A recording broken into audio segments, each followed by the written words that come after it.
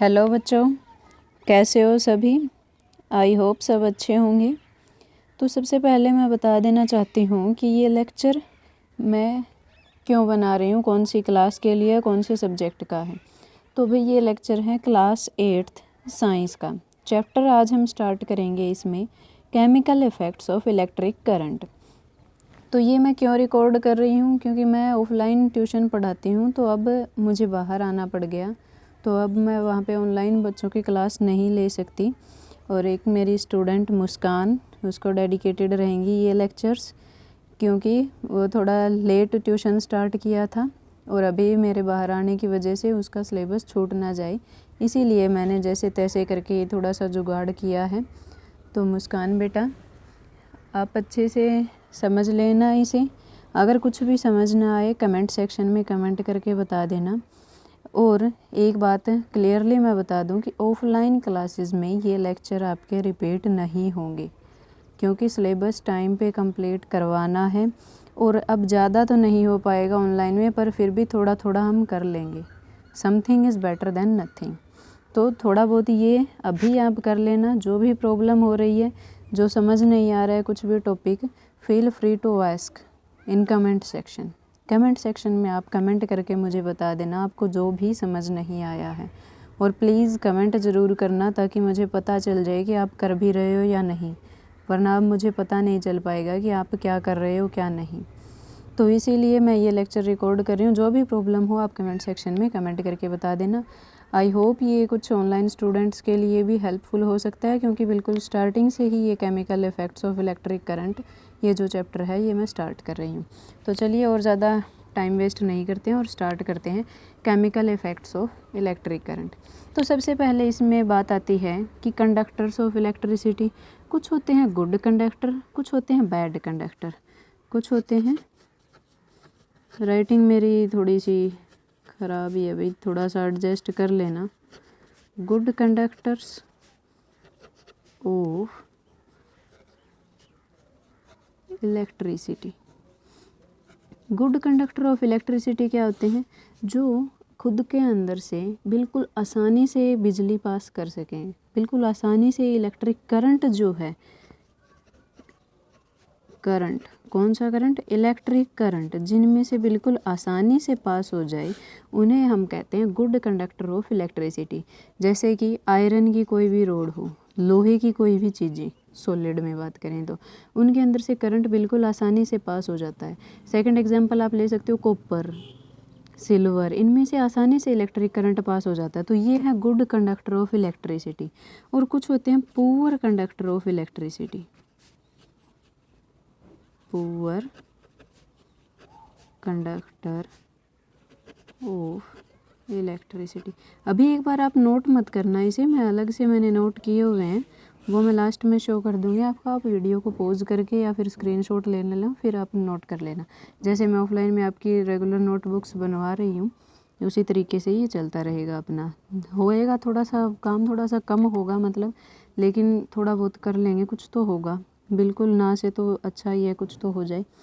तो नेक्स्ट है poor conductor of electricity. तो पुअर कंडक्टर ऑफ इलेक्ट्रिसिटी मतलब जिनमें से बहुत कम अमाउंट में इलेक्ट्रिक करंट पास हो, इतने मतलब सुफिशिएंटली इलेक्ट्रिक करंट पास ना हो पाए, या फिर आप, हमने इसको इंसुलेटर नाम नहीं दिया। एक होते हैं जिनमें से करंट पास नहीं होता, उनको हम बोल देते हैं इंसुलेटर्स, बट यहाँ पे हम इंसुलेटर वर्ड का यूज़ नहीं कर रहे। ये भी मैं आपको बाद में बताऊँगी आगे अपने नेक्स्ट आने वाले लेक्चर्स में कि हम इंसुलेटर्स वर्ड का यूज़ क्यों नहीं कर रहे। हम यूज़ कर रहे हैं पुअर कंडक्टर्स ऑफ इलेक्ट्रिसिटी, जिनमें से करंट पास ना हो सके, इजीली पास ना हो सके, उनको कहेंगे हम पुअर कंडक्टर ऑफ इलेक्ट्रिसिटी। जैसे कि प्लास्टिक की कोई भी चीज़ है, तो उसमें से अब आसानी से करंट पास हो पाना बहुत ही मुश्किल है।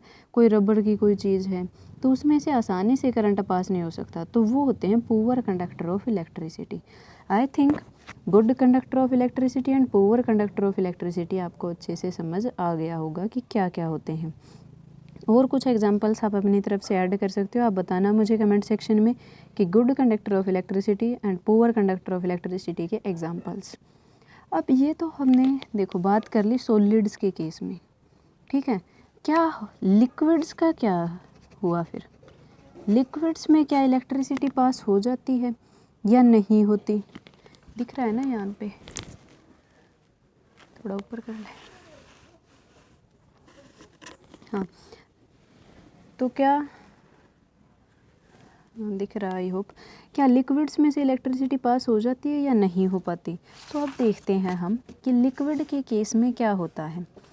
वैसे तो ये हम कल देखेंगे, तो इसके लिए पहले हम क्या बना लेते हैं, एक टेस्टर बना लेते हैं। टेस्टर आपने आई थिंक पिछले क्लासेस में आपको बताया भी गया होगा कि टेस्टर क्या होता है।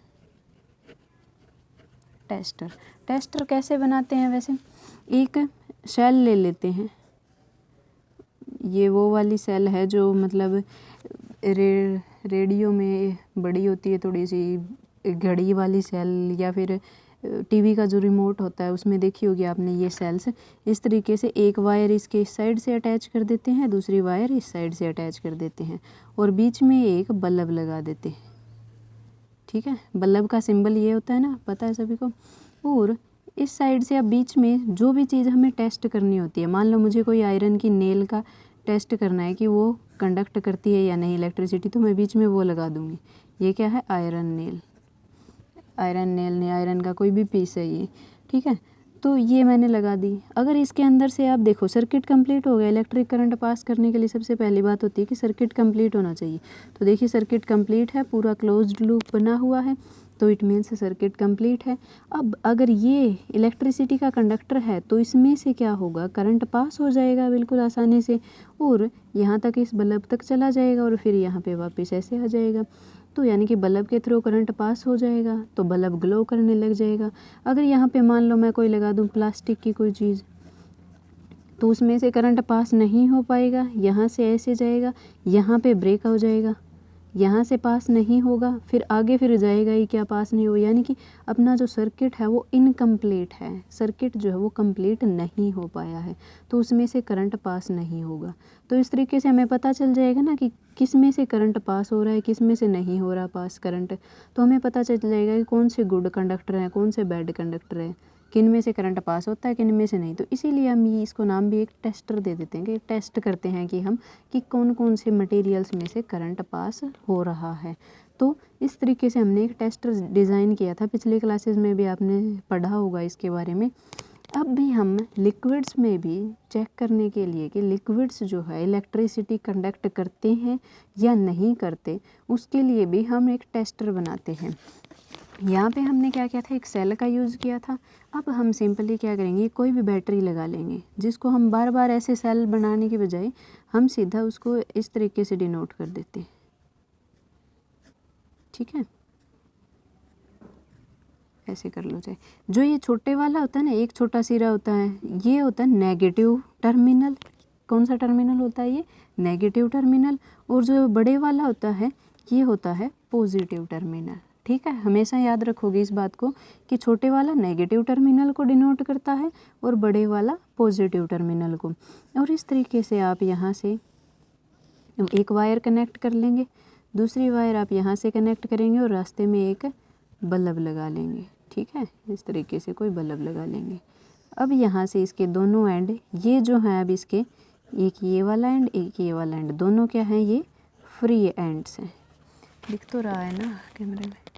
हाँ दिख रहा है। तो दोनों क्या है? फ्री एंड्स हैं। अब इनके बीच में मान लो कोई लिक्विड हो, इनको आपस में टच नहीं करवाना एक बार के लिए। इनके बीच में अगर कोई लिक्विड हो, मान लो इन दोनों को एक पानी के गिलास में डाल दें, दीवारों पे भी टच नहीं करना चाहिए गिलास के, सिर्फ पानी में है और आपस में भी टच नहीं करना चाहिए। तो अगर सर्किट कंप्लीट होगा, मान लो ऐसे जाएगा करंट, ऐसे जाएगा, और पॉजिटिव से नेगेटिव की तरफ जाता है हमेशा करंट, ऐसे जाएगा पॉजिटिव से, और इस लिक्विड में से होते हुए ऐसे चला जाएगा, फिर ऐसे चला जाएगा, ऐसे चला जाएगा। अगर लिक्विड कंडक्टर है इलेक्ट्रिसिटी का तो क्या होगा? करंट पास हो जाएगा, यानी कि सर्किट कंप्लीट हो जाएगा। अगर वो कंडक्टर नहीं है तो उसमें से करंट पास नहीं हो पाएगा और हमें पता चल जाएगा कि वो इलेक्ट्रिसिटी को कंडक्ट कर रहा है या नहीं कर रहा। ठीक है बच्चों, आई थिंक मुस्कान बेटा यहाँ तक समझ में आ गया होगा कि टेस्टर, अब हम लिक्विड्स का टेस्ट करने वाले हैं कि वो कंडक्टर ऑफ इलेक्ट्रिसिटी हैं या फिर नहीं। तो उसका समझ में आ गया होगा कि हमने ये टेस्टर किस तरीके से बनाया हुआ है। अगर बल्ब ग्लो किया तो इट मीन्स ठीक है वो कंडक्टर है इलेक्ट्रिसिटी का, अगर नहीं किया तो इट मीन्स वो कंडक्टर नहीं है। एक बार के लिए आप लिखो मत कुछ भी, एक बार थोड़ा सा सुन लो बस। तो देखो ये हमने जो टेस्टर बनाया है, अब इसमें पहली बात ये कि टेस्ट करने से पहले, लिक्विड्स को टेस्ट करने से पहले हमें हमारे टेस्टर का तो पता होना चाहिए कि क्या वो टेस्टर हमारा ठीक ठाक काम कर रहा है। क्या पता हमारे टेस्टर में ही कोई गड़बड़ हो जाए, तो फिर हम लिक्विड्स के तो मतलब उल्टा सीधा प्रेडिक्ट कर देंगे। क्या पता कोई कंडक्ट कर रहा हो, उसको तो हम कह देंगे कि इसमें से इलेक्ट्रिसिटी पास नहीं हो रही है। क्या पता किसी में से पास हो रही हो, ना हो रही हो, उसका हम बता देंगे पास हो रही है। तो मतलब अगर इसी सिस्टम में कोई ख़राबी हो जाए तो क्या हमें लिक्विड्स की कंडक्टिविटी चेक कर पाएंगे? नहीं ना। सबसे पहले तो हमारा ये सिस्टम ठीक ठाक होना चाहिए, यही ज़रूरी है। हमारा टेस्टर जो है वो एक वर्किंग कंडीशन में होना चाहिए, वर्किंग जो है वो प्रॉपर होनी चाहिए, टेस्टर की वर्किंग प्रॉपर होनी चाहिए। सबसे पहले हमें ये चीज़ देखनी है। तो ये हम कैसे देखेंगे? अब देखो यहाँ से पहली बात है, अगर इसमें से करंट पास करवाना है तो इन दोनों सिरों को अगर हम आपस में जोड़ दें, इधर बना लेते हैं,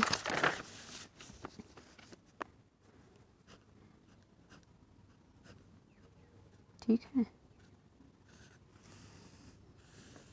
जो दो एंड्स बनाए थे मैंने, उन दोनों को मैंने आपस में जोड़ दिया, ठीक है। यहाँ से आपस में जोड़ दिया और वहाँ पे यहाँ पे अपना सेम वही बल्ब बना दिया। बल्ब के लिए ये मेरी ड्राइंग थोड़ी सी ख़राब है भाई, देख लेना। ये अपना बल्ब है, एडजस्ट कर लेना, मतलब कुछ प्रॉब्लम हो रही हो तो मुझे बता देना, समझ ना आए जो भी। तो यहाँ पे इन दोनों को कनेक्ट कर दिया। अब सर्किट जो है वो कंप्लीट हो जाएगा। और इन दोनों को आप कनेक्ट करो तो सिर्फ एक मोमेंट के लिए कनेक्ट करना, मतलब 1 सेकंड 2 सेकंड, ज़्यादा टाइम तक इनको कनेक्ट करके मत रखना। क्यों नहीं रखना? आपकी बैटरी डेड तो आप पहले ही कर लोगे, फिर बैटरी डेड हो जाएगी क्योंकि बल्ब ग्लो करेगा, वो लाइट को वो करंट खींचेगा, उसके अंदर से पास होगा तो बैटरी अपनी डेड हो जाएगी। बैटरी को पहले ही डेड कर लोगे, फिर क्या टेस्टिंग करोगे भाई? तो एक बार के लिए टच करवा के देख लेना, थोड़े से इंस्टेंट के लिए ऐसे थोड़ा सा टच करवा लेना। तो अगर टच करवाने के बाद बल्ब ग्लो हो गया, मतलब देखो सर्किट कंप्लीट है, पॉजिटिव से ऐसे नेगेटिव की तरफ, सर्किट में अपने में कोई दिक्कत नहीं है। अगर बल्ब ग्लो करने लग गया तो इट मीन्स अपना सर्किट है प्रॉपर, सर्किट जो है बढ़िया है, अपना सही से काम कर रहा है। अब हम उसको टेस्टिंग के लिए यूज़ कर सकते हैं। इन एंड्स को फिर से वापस से हटा लेना, ठीक है। थोड़े से टाइम के लिए इनको अटैच करना है, कहीं पहले ही बैटरी को पहले ही डेड करके बैठ जाओ, फिर टेस्टिंग करने बैठो, बैटरी डेड पड़ी है, फिर बल्ब ग्लो होगा ही नहीं, है ना। तो एक मोमेंट के लिए ही उसे अटैच करके देखना, और अगर ग्लो कर जाए तो इट मीन्स ठीक है, अपना काम कर रहा है। अगर ग्लो ना करे, बोला मेरा बैटरी यूज़ कर रखी है, सारा सर्किट बोला मैंने ऐसे ही बना लिया, लेकिन मेरा बल्ब जो है वो ग्लो नहीं कर रहा, तो अब उसको ठीक भी तो करना पड़ेगा, ठीक है ना। टेस्टर को अपने को ठीक भी करना पड़ेगा। अगर बल्ब ग्लो नहीं कर रहा इट मीन्स उसमें कोई ख़राबी है, तो उसको ठीक करना पड़ेगा। तो ख़राबी किन किन वजह से हो सकती है? पहली बात, अगर आपने बल्ब ही फ्यूज्ड ले रखा हो, फ्यूज्ड बल्ब का आप अगर यूज़ कर रहे हो, तो क्या वो बल्ब ग्लो हो पाएगा? नहीं हो पाएगा। तो हो सकता है आपने फ्यूज़ बल्ब का यूज़ किया हो, तो उसको चेक करो वहाँ पे। हो सकता है आपने बैटरी कोई बहुत पुरानी ले रखी हो, वो पहले से ही डेड हुई पड़ी है, बैटरी में कुछ है ही नहीं, डेड बैटरी है, तो वो कैसे बल्ब को ग्लो करवा पाएगी? दूसरा रीज़न ये भी हो सकता है, तो आप उस बैटरी को भी रिप्लेस करके देख लो। तीसरा रीज़न क्या हो सकता है कि आपके जो कनेक्शंस है वो ढीले डाले हैं, ऐसे ही लूज़ हाथों से आपने कनेक्शन कर दिए, बिल्कुल ढीले डाले, आलसी कनेक्शन कर दिया आपने, ठीक है, आलस खिंडा दिया वहाँ पे भी मतलब बिखेर दिया। तो उस केस में भी क्या होगा, बल्ब ग्लो नहीं कर पाएगा। पहला काम आपको क्या करना होगा फिर उसके लिए, ठीक करने के लिए, अगर नहीं हो रहा तो सबसे पहले तो आप बल्ब को चेक करो कि आपने कहीं फ्यूज्ड बल्ब का यूज़ तो नहीं कर लिया। अगर बल्ब ठीक ठाक है तो ठीक है। फिर आप देखो कि आपके कनेक्शंस जो आपने किए हैं वो सारे टाइट होने चाहिए। अगर लूज़ कनेक्शन हुए तो दिक्कत हो जाएगी, तो सारे कनेक्शंस को आप टाइट कर दोगे। उसके बाद भी अगर बल्ब ग्लो नहीं हो रहा है तो इसका मतलब तो क्या है कि आपने जो बैटरी ली हुई है वो डेड है। तो आप एक फ्रेश बैटरी का यूज़ करो, वहाँ पे एक फ्रेश सेल का यूज़ करो जो कि फुल्ली चार्ज्ड हो और वो बल्ब को ग्लो करवा सके, ठीक है बच्चों। तो इस तरीके से आपका अब टेस्टर जो है आपने तैयार कर लिया। आपका काम यही है, अगर आपके पास घर पे ऐसे कोई मटेरियल है, कोई खेलने वाली कोई खिलौनों में या फिर कहीं और कोई छोटी मोटी बैटरी मिल जाएगी आप, या फिर बैटरी नहीं, अब सेल का ही इस्तेमाल कर लेना, 2-3 सेल को जोड़ लेना ऐसे, जैसे कि टॉर्च में लगे होते हैं ना सीरीज़ में, उसी तरीके से, मतलब आगे पीछे ऐसे उसी तरीके से आप बना ही देती हूँ। चलो, ये वो भरा हुआ एंड होता है तो दूसरा सेल यहाँ पे अटैच कर लेना, ऐसे करके बना लेना, क्योंकि एक से अगर काम ना चले तो ऐसे। लेकिन ये सारे जो हैं सेल वर्किंग होने चाहिए, कहीं डेड हुए सेल आप ले लो। तो इस तरीके से भी आप बना लेना, आपके पास बल्ब भी मिल जाएगा, और 1-2 वायर्स एक साइड इधर अटैच कर देना, एक बल्ब के साथ ऐसे अटैच कर देना, और दूसरी जो बल्ब के साथ वायर होगी वो बिल्कुल फ्री रहेगी, एक सिरा उसका फ्री रहेगा और एक जो बैटरी के साथ वाली है वो फ्री रहेगी, ठीक है। तो इस तरीके से आप टेस्टर बना लेना। अब आपसे मैं कुछ क्वेश्चंस पूछती हूँ कि मान लो मैंने ये टेस्टर डिज़ाइन किया हुआ है, ठीक है, ये एंड इसका फ्री है, यहाँ पे मैंने बल्ब लगा दिया, ये एंड इसका फ्री है, ठीक है, ये पॉजिटिव टर्मिनल, ये नेगेटिव, ये अपना बल्ब, ये वाले एंड फ्री है। अब यहाँ पे कोई प्लास्टिक का गिलास लो, उसमें कोई भी लिक्विड डाल दो, ठीक है, एक बार आप इसमें पानी डाल कर देखना, ठीक है, एक बार आप इसमें दूध डाल कर देखना, एक बार लस्सी डाल कर देख लेना भाई, एक बार कोई और जूस डाल कर देख लेना। ऐसे ऐसे आपको क्या करना है, ट्राई करनी है, एक्टिविटीज़ करनी है। ध्यान रखना है कि ये जो फ्री एंड्स है ये आपस में टच ना हो जाए, आपस में टच हो जाएंगे तो ग्लो करेगा ही, क्योंकि सर्किट तो वहाँ पे कंप्लीट हो जाएगा, इस लिक्विड का तो कोई रोल ही नहीं रहेगा फिर, और ये आपस में टच नहीं करने चाहिए। सेकंड थिंग, ये इनकी दीवारों से भी आप टच ना हो, ये भी आप ध्यान रखना कि दीवारों से भी टच ना हो, और देखना कि किस किस केस में जो है बल्ब ग्लो कर रहा है। जब आपने इसके अंदर सिंपल वाटर डाला गिलास में तो क्या बल्ब ग्लो किया, जब आपने इसमें मिल्क डाला तो बल्ब ग्लो किया, या फिर आपने कोई और जूस डाल दिया, लेमन जूस मान लो, लेमन जूस डाल दिया तो क्या ये बल्ब ग्लो किया।